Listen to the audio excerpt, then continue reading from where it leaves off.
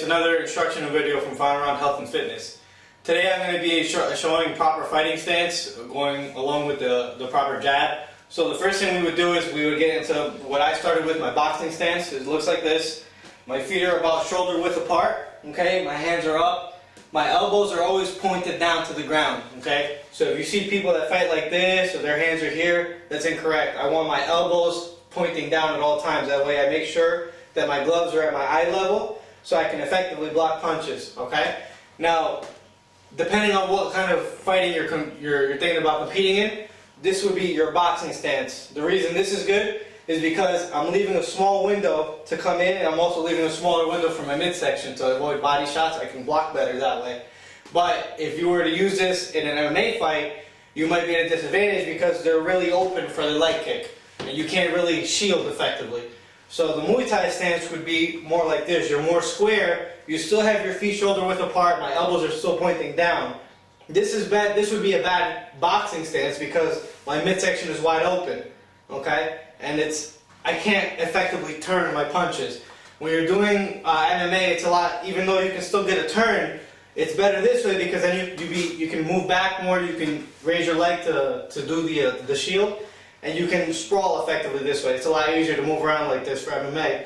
So it just depends on what you're trying to do or what you're trying to focus on, what you need to work on, but it still all has the same basic principles. You still want to make sure that when you're in your stance, my back heel is up and my weight is always in the back, no matter what I'm doing.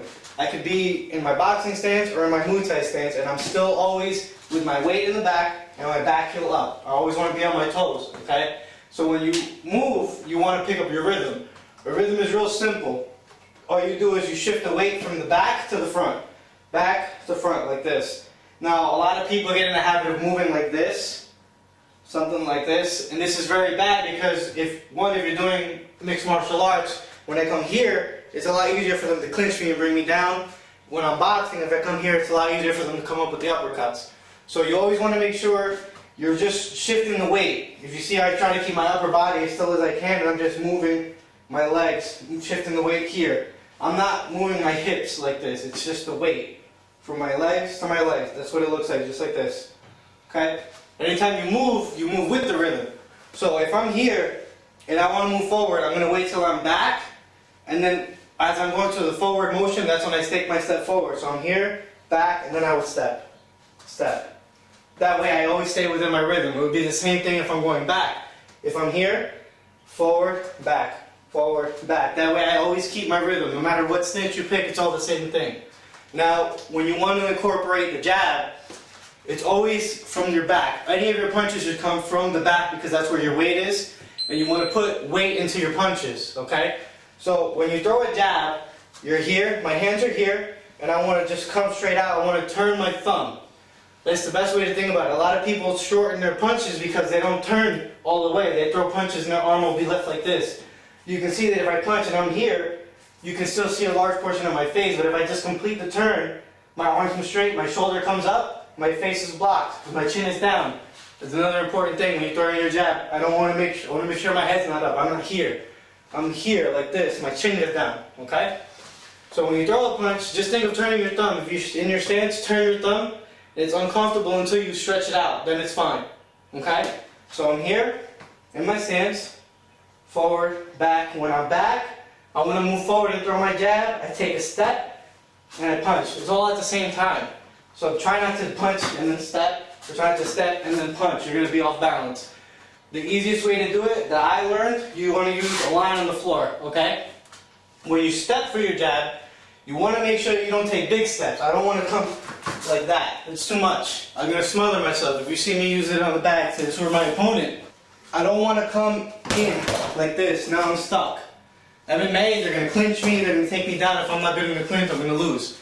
In boxing, if I'm a taller guy and I come in like this against a shorter guy, now the shorter guy has the advantage because I can't use my reach effectively. Okay? So you practice with the line. You put your foot on the line, just like this. I get in my stance, I get in my rhythm, and I throw my jabs. Okay? Just like that. I want to make sure I don't go too far past the line. You don't want to be here, throw 2 jabs, and you're already here. This is incorrect. Okay? I want to be here, throw 2 jabs, took both steps, and look where I am. I'm still on the line. That's effective. I keep my range. I don't move forward. I don't smother my punches. I move forward only when I need to if my opponent's moving back. Okay, so when you do your punch, very simple. You're here in your rhythm. It's back and then punch with the step. Okay, I'm here.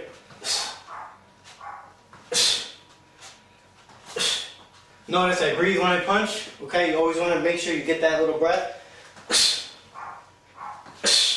I bring it right back to my face.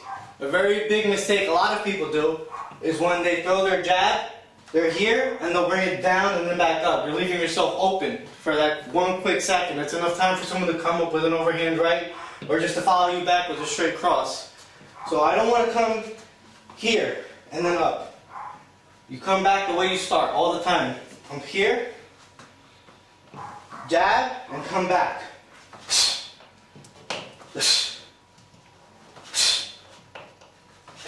Just like that. In practice, you can look in the mirror, okay, use a line on the floor, have somebody hold pads for you. It's very good to practice this on the bag, that way you can learn your reach right away. Okay, so let's just recap on what we learned. You start in your stance, you're here, you get your rhythm. Make sure my back heel is up all the time. When your calf starts to hurt, that means you're doing it correct. Okay, so you're here, I'm in my rhythm. Remember, I just shift my weight. That's it, it's very simple. You can start slow. You don't have to go fast to learn. You're here, just shifting your weight. When you want to move forward, you wait till you're back, push off the leg, and you keep your rhythm. Same thing when I want to move back. I'm here, push off the leg, and keep my rhythm. You see, just like that. When I want to throw my punch, remember, always from the back. I'm here, I'm back, jab. Back, jab. Back, jab. No matter what you do, whether it's your boxing stance or your Muay Thai stance, it's the same thing. I'm still here, Muay Thai stance, I'm still forward. Forward. Whereas my boxing stance, I'm still here. You still turn your punches, you still punch off the back, my back heel is up, I'm always on my toes, okay? Make sure you remember when you throw that jab, just turn your thumb. Just like that. Turn your thumb and make sure that your shoulder is up, my chin is down, and you see that very small space you have to hit. That's all I want to give you, nothing else. Just that. When I'm here, this is all I want my opponent to see. It's a very small area to hit if they want to hit my face. If they want to go to the body, then I defend. Hope you enjoy.